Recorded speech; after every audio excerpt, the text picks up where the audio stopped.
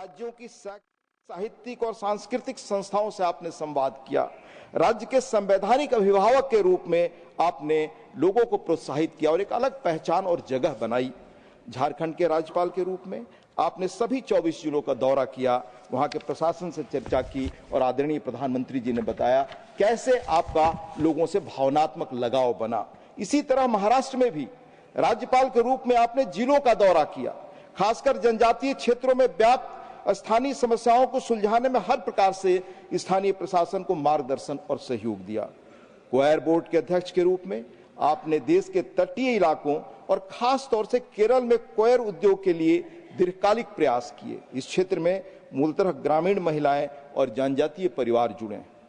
नारियल के कोयर से बनी टाइलें, जमीन के क्षरण को रोकने के लिए कोयर मैस, कोयर के बने मैट्रेस, कोयर खाद इत्यादि ऐसे अनेक कोयर उत्पाद हैं जिनके लिए देश में बड़ा बाजार उपलब्ध है और आपने उनको बढ़ाने के लिए उल्लेखनीय काम किया। स्थानीय शिल्प और कौशल को स्वदेशी अभियान से बहुत लाभ मिला। कोयर क्षेत्र का बढ़ता निर्यात वोकल फॉर लोकल अभियान की सफलता है। स्वदेशी आंदोलन का लक्ष्य ही इन वर्गों को देश की अर्थव्यवस्था की मूल धारा से जोड़ना है। जन संवाद की यह प्रक्रिया संवैधानिक दायित्व के संभालने के बाद और तेज हुई। इस वर्ष 15 नवंबर को जब आप भगवान बिरसा मुंडा की जयंती के अवसर पर महामहिम राष्ट्रपति जी और आपके साथ संसद परिसर में स्थित धरती आबा की प्रतिमा पर पुष्पांजलि अर्पण करने का मौका मिला तो हमें रियलाइज हुआ कि देश के सर्वोच्च दोनों संवैधानिक पदों पर आसीन विभूतियों का संबंध भगवान बिरसा मुंडा की पुण्यभूमि से भी है। आप दोनों ने ही झारखंड के राज्यपाल को पद को सुशोभित किया है। चंद दिनों पहले हमने 26 नवंबर को संविधान दिवस मनाया। उसी दिन आपका कहा मैं कोट करने की अनुमति चाहूंगा। I quote, as people's representative, it is our prime duty, be it in the parliament or the state legislature or in the local bodies, to adopt dialogue, debate and discussion to serve the people's rightful aspirations. आपने यह भी कहा, the members of the Constituent Assembly debated and discussed over a period of 2 years, 11 months with common goal to create a landmark constitution for our motherland. यह याद दिलाते हुए आपने हम सबसे अपेक्षा की, आप ही के शब्दों में कहना चाहूंगा, इन द सेम स्पिरिट और constitution makers we should now work towards the good of विकसित भारत ड्यूरिंग द अमृत काल। आपने सही कहा, संविधान निर्माताओं के मूल सपनों को साकार करने का दायित्व आज हम सबके कंधे पर है। हाउस के रूल्स प्रोसीजर के बीच रहकर अधिक से अधिक हम श्रेष्ठ डिबेट कर सके, यह हमारी मूल जिम्मेदारी है, यह आपकी भावना भी। लोकतंत्र में संसद या विधानसभाएं ही देश की नियति का पथ प्रदर्शन करते हैं। हमने अपने लिए 47 तक एक विकसित भारत का लक्ष्य नियत किया है। इस तेजी से बदलते जियोपॉलिटिकल संसार में हमें अपनी भूमिका को हमेशा याद रखनी होगी। आर्थिक ताकत और टेक्नोलॉजी ही आज मुल्कों का भविष्य तय कर रहे हैं। तेजी से बदलती टेक्नोलॉजी के युग में हम हैं। आज ही हमने पढ़ा, एक भारतीय से ही दुनिया के टेक्नोलॉजी के श्रेष्ठ सूत्रधारों में से एक ने कहा है कि हम एआई की सुनामी के दौर में हैं। हर टेक्नोलॉजी बदलाव समाज में डिसरप्शन भी लेकर आता है। यह बदलाव तेज होगा और उस वक्त लोग चाहते हैं कि कोई बड़ा बदलाव न हो। जैसे कंप्यूटर आया तो हम सबके लगा कि एक नई चीज आ रही है, उसका विरोध भी हुआ, पर ये चीजें अनिवार्य है। समय आगे बढ़ता है, दौर पीछे छूट जाते हैं। हम समय के साथ अगर नहीं रहे तो पीछे छूटेंगे। आज भारत उसी स्थिति में AI, machine learning, robotics, quantum computing, drone technology जैसे नई टेक्नोलॉजी के साथ है। हमें संसार के इस बदलाव के बीच प्रासंगिक रहना है। इसमें विधायिका की अहम भूमिका है। आज भारत ने फाइनेंस, टेक्नोलॉजी और इससे साथ जो हमारे टैलेंट पुल है सॉफ्टवेयर वगैरह में, हम उस कगार पर हैं। हमें शीर्ष राजनीतिक नेतृत्व के रूप में संसद और उसके उच्च सदन के रूप में राज्यसभा को इस बदलाव की अगुवाई करनी चाहिए। नई तकनीकों को न केवल अपनाना होगा बल्कि उन्हें समावेशी भी बनाना होगा। टेक्नोलॉजी डिवाइड से समाज को बचाना होगा। आज टेक दिग्गज जीन एडिटिंग में निवेश कर रहे हैं। डिजाइनर बेबी का ट्रेंड शुरू हो रहा है। हमें इन चीजों पर गौर करना होगा। दूसरी ओर बहुत सारे ऐसे कानून हैं। पिछले लगभग हमने एक दशक में 1,500 से अधिक कानूनों को हमने पुराने निरस्त किया है। पर अभी मैंने सुप्रीम कोर्ट का एक पढ़ा कुछ ही दिनों पहले कि 300 साल पुराने कानूनों से हम आज भी कई चीजों में प्रॉपर्टी सेलिंग से लेकर संचालित हैं। हम सब विधायिका को, विधानसभाओं को इन चीज़ों पर काम करने के लिए बहुत चीज़ें हैं। हाल में हमने किताब पढ़ी, मैं उल्लेख करना चाहूँगा, breakneck China's quest to engineer the future by Deng वैंग।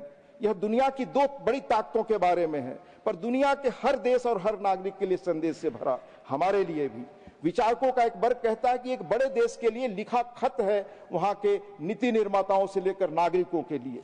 उसमें एक प्रसंग यह है कि कैसे और किस कार्य पद्धति से कोई मुल्क बड़ा बनता है। एक बड़ी परियोजना के बारे में 2008 में कैलिफोर्निया के वोटर्स ने high speed rail link San Francisco और लॉस एंजल्स के बीच अप्रूव किया। ठीक इसी समय बीजिंग संघाई के बीच high speed rail link line construction शुरू हुआ। रफली दोनों के बीच डिस्टेंस बराबर, लगभग 800 माइल, 1300 किलोमीटर। इस देश ने 2008 में शुरू कर 2011 में पूरा कर लिया। खर्च $36 बिलियन आया। पहले एक दशक में 1.35 बिलियन यात्रियों ने इसमें यात्रा कर ली, पर दूसरे देश में कैलिफोर्निया में यह प्रोजेक्ट पूरा नहीं हो पाया। लेटेस्ट कॉस्ट एस्टिमेट है $128 बिलियन। कयास है कि इसका फर्स्ट सेगमेंट 2030-33 के बीच शुरू हो सकता है। लेखक का निष्कर्ष है कि ये दोनों स्टार्क कॉन्ट्रास्ट है। एक एटीट्यूड हम कैसे बदलें, इस तरह से हम लोकतांत्रिक संस्थाओं को, जड़ों को और मजबूत कैसे कर सकते हैं। इस बदलते संसार में हमें वजूद अपने मजबूत करने के लिए समर्थ होना है। हमें सभी दलों की आम सहमति, संसद और विधायिका की इसमें बड़ी भूमिका है। तेजी से बदलती तकनीक के दौर में खुद हम सब राज्यसभा के कामकाज में तकनीक अपना रहे हैं। एक महत्वपूर्ण क्षेत्र जिसमें टेक्नोलॉजी का प्रयोग हो सकता है तेजी से, वो है इंटरप्रिटेशन। हमारे सभी सदस्य अपनी भाषाओं में प्रखर वक्ता हैं। भारत की हर भाषा समृद्ध है। पिछले कुछ सत्रों में सदस्यों द्वारा अपनी मातृभाषा में बोलने का चलन बढ़ा है। तमिल, तेलुगु, कन्नड़, मलयालम के अलावा बांग्ला, असमिया, ओडिया, पंजाबी आदि में भी सदस्यों ने भाषण दिए। भारत सरकार ने भारतीय भाषाओं के परस्पर अनुवाद के लिए भाषणी ऐप तैयार किया है। सदन के कामकाज में इस ऐप का प्रयोग किया जा सकता है। इस ऐप का शब्दकोश भी धीरे धीरे और विस्तृत होगा। भाषा का प्रश्न जो हम 75 वर्षों में नहीं सुलझा सके, टेक्नोलॉजी के मदद से आज हम सुलझाने के कगार पर हैं। इसी प्रकार अन्य क्षेत्रों में भी हम तकनीक का प्रयोग और बढ़ा सकते हैं। आदरणीय सभापति जी, राज्यसभा की शायद पहली बैठक में ही सदस्यों को संबोधित करते हुए डॉक्टर राधाकृष्णन ने उम्मीद जताई थी कि यह सदन संविधान में दी गई अपनी भूमिका को जस्टिफाई करेगा, जल्दबाजी में आए विधेयकों पर निष्क्रिय होकर विचार करेगा। उन्होंने कहा था, we should try to do everything in our power to justify to the public of this country that a second chamber is essential to prevent hasty legislation. We should discuss with dispassion and detachment proposals put before us. लेकिन इसका अर्थ विधायी बिलों को रोकना या लटकाना नहीं था। यह बात ड्राफ्टिंग कमेटी के सदस्य श्री गोपाल स्वामी अयंगर ने संविधान सभा में स्पष्ट कर दी थी। And I quote, I think on the whole the balance of consideration is in favor of having such a chamber, that is second chamber, and taking case to see that it does not prove a clog either to legislation or administration. यह खुला सार्वजनिक सच है कि हाल के दिनों में सदन में व्यवधान बढ़े हैं, उत्पादकता घटी है। इस स्थिति को सुधारना आपके मार्गदर्शन में मिलकर हम सबका दायित्व है। हम सभी साथी हैं जो भी यहाँ हैं, सहयोगी हैं। विचारधाराओं में भिन्नता तो लोकतंत्र की शक्ति है। व्यवधान पैदा करके उसे सदन की कमजोरी हम क्यों बनाएं। आपके मार्गदर्शन नेतृत्व में हम मिलकर ऐसे व्यवधानों को दूर करेंगे और तेजी से बदलती आज की दुनिया में सार्थक भूमिका निभाएंगे। यही हमारी कामना है। आपके नेतृत्व में हम सब के लिए चुनौती है कि कैसे संसदीय व्यवस्था का पुराना गौरव पुनः साकार हो, जीवंत हो। अगर हमने नहीं किया तो इसकी बड़ी कीमत होगी। अपनी बात खत्म करता हूं। ऋषि तुल्य प्रख्यात और मुखर सांसद शायद 8 या 9 बार रहे स्वर्गीय हिरेन मुखर्जी जी ने कहा था, if parliament did not pride it's dignity, its powers also will be imperiled.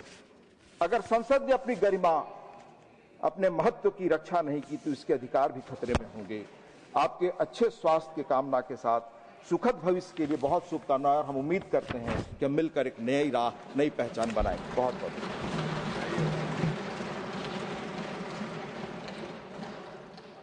Honorable Leader of the Opposition.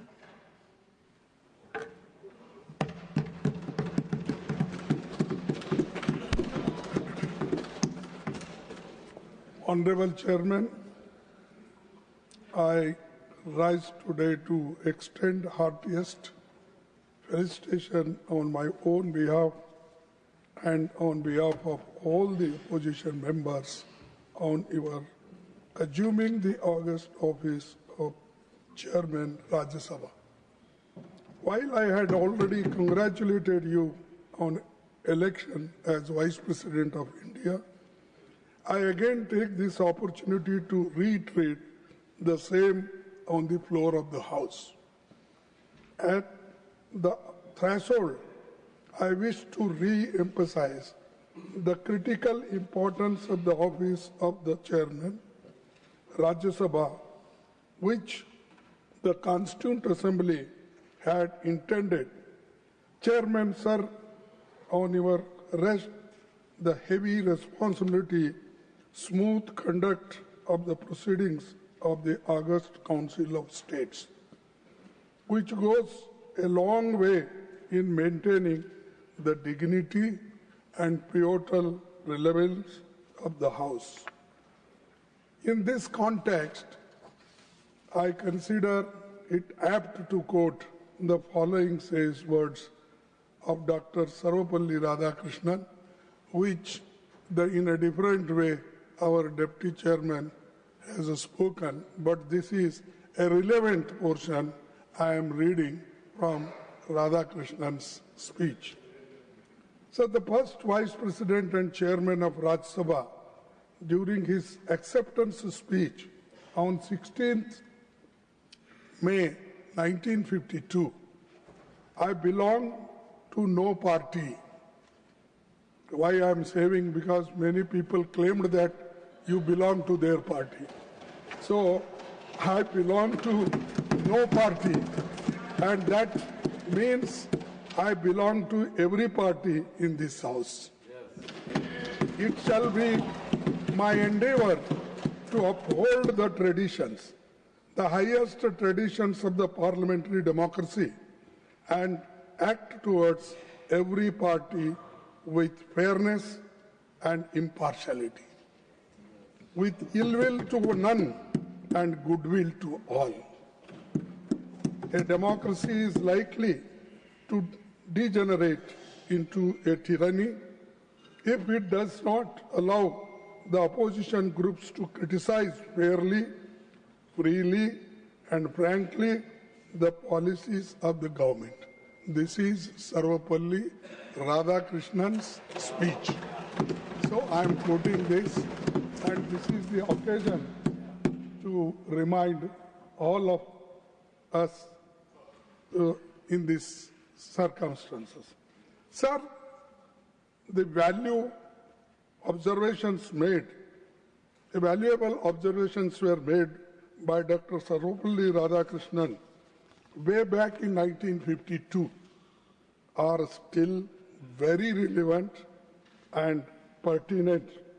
Sir, incidentally, you have not only assumed the same office of Dr. Radhakrishnan, but also share his name, Radhakrishnan जी. तो आप तो राधाकृष्णन जी के हमनाम हैं. हम आशा करते हैं कि आप उनके हमख्याल भी होंगे. So, Chairman, sir, I wish to draw your kind attention to an interesting fact, which is that Sri C.K. Kuppaswamy, मैं और एक बार पढ़ता हूँ कि Sri C.K. Kuppaswamy, your uncle has been a member of Indian National Congress and elected to Lok Sabha thrice from Coimbatore, which had been your parliamentary constituency now. Honorable Chairman, Indian National Congress staunchly stands by constitutional values and time-honored parliamentary traditions and structured debates and smooth conduct of proceedings of the House. Hence, sir, kindly be assured of our cooperation with you in the conduct of the proceedings of the House. Fair and impartial conduct of the proceedings of the House and providing just opportunity to members of each party, irrespective of the fact whether they belong to the opposition or treasury benches. Needless to state, is essential for the credibility of the august office. Sir, in this context of time-honored parliamentary traditions, I hope you will not mind that I am constrained to refer और PDS समाज को मजबूती मिले। बाबा साहब भीमराव अम्बेडकर जी और देश की आज़ादी के बाद हमें एक वोट डालने का अधिकार मिला। इधर जब से भारतीय जनता पार्टी हारी है और खासकर उत्तर प्रदेश से हारी है, तब से भारतीय जनता पार्टी के अंदर बेचैनी है। ये लोकतंत्र बचाने के लिए जो आह्वान हो रहा है उनका, तब लोकतंत्र मजबूत होगा जब हमारा वोट डालने का अधिकार निष्पक्ष और हमारे वोट डालने के अधिकार को न छीना जाए। एसआईआर को लेकर के चिंता जो थी वो आज सच्चाई में बदलती हुई दिखाई दे रही है। अगर वोट कट जाएगा एक मतदाता का, तो उसका ड्रीम कैसे पूरा होगा? एक मतदाता का ड्रीम ये है कि उसका वोट पड़ेगा, उसके अधिकार के तहत जब वो अपना अधिकार वोट डालने का पूरा करेगा तो वह अपने सपनों को पूरा करता है। अगर किसी से नाराज है तो खिलाफ डालता है, अगर पक्ष में तो उसके पक्ष में डालता है। इधर जो तरीका अपनाया भारतीय जनता पार्टी ने, क्योंकि संसाधन का मुकाबला भारतीय जनता पार्टी का कोई नहीं कर सकता। जो जानकारी मुझे मिली है, हासिल हुई है, वो जानकारी ये है कि इन्होंने आईटी की कंपनियां बड़ी बड़ी हायर की हैं। उनके माध्यम से इनके पास पूरी वोटर लिस्ट का डिटेल है। इन्होंने जो हायर की हैं कंपनियां, कुछ नोएडा की कंपनियां जो इनके लिए काम कर रही हैं, नोएडा में स्थित जो कंपनियां हैं वो इनके लिए काम कर रही हैं। मोटा फीस लेते हैं, मोटा पैसा लेते हैं, तब वो पॉलिटिकल पार्टी के लिए काम करते हैं। इन्होंने बूथ वाइज आइडेंटिफाई किया है। 2024 में जो बूथ उत्तर प्रदेश में भारतीय जनता पार्टी हारी है, उन बूथों पर विशेष निगरानी, विशेष एसआईआर, वोट काटने के लिए एसआईआर, ये वोट बढ़ाने के लिए एसआईआर नहीं है। ये जो रिवीजन चल रहा है, ये लोकतंत्र को मजबूत करे, वोट मिले। इलेक्शन कमीशन का काम क्या है? इलेक्शन कमीशन का काम ये है कि ज़्यादा से ज़्यादा वोट बने, लेकिन इधर भारतीय जनता पार्टी के दबाव में ये कोशिश हो रही है कि ज़्यादा से ज़्यादा वोट कटे। ये एसआईआर का काम नहीं हो सकता है और बहुत संवेदनशील है, बहुत सावधानी के तहत ये काम करना है।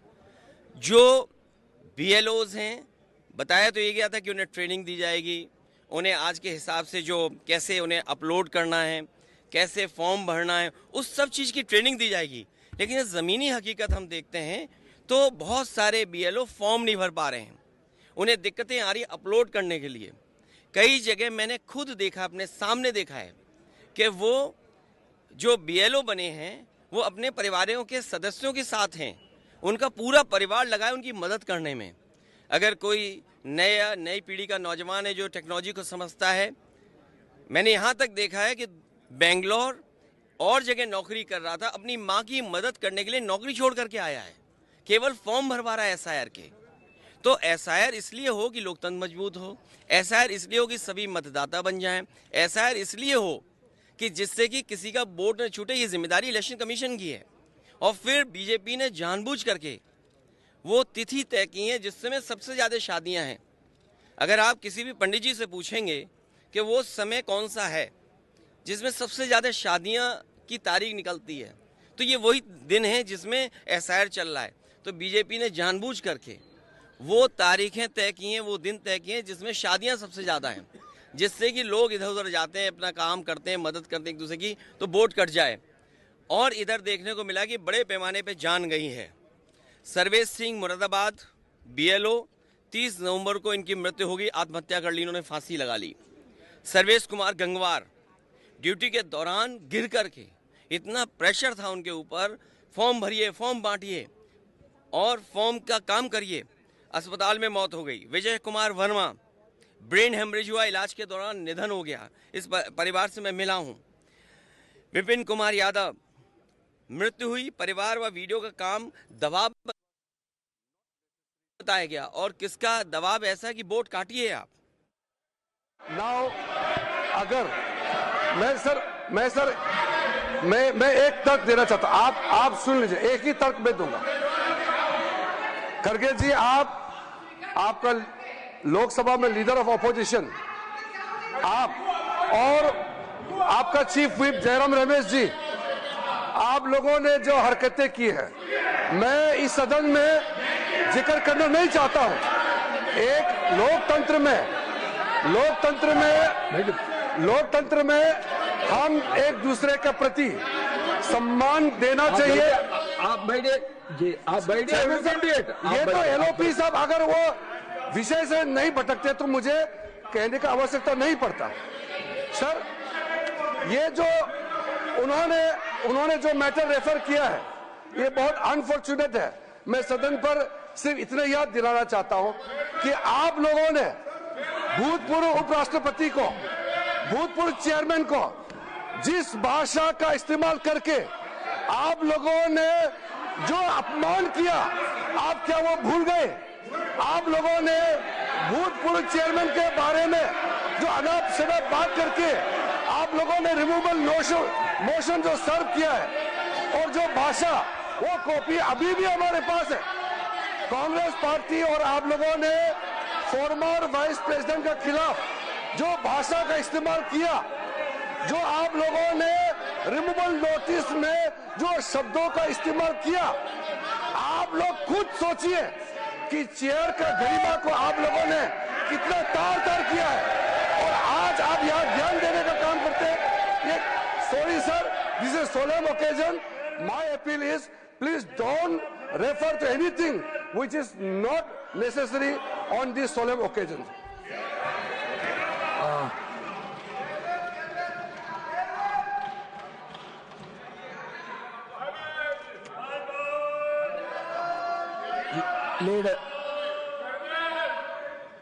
Leader of the House.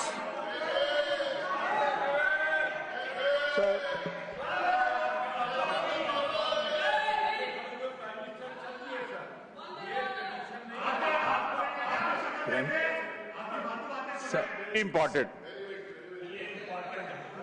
आपका स्वागत हो रहा है, सारा सदन कर रहा, प्राइम मिनिस्टर बीच में छोड़ के चले जाएं, ये आपकी पीठ का अपमान है इस सदन में।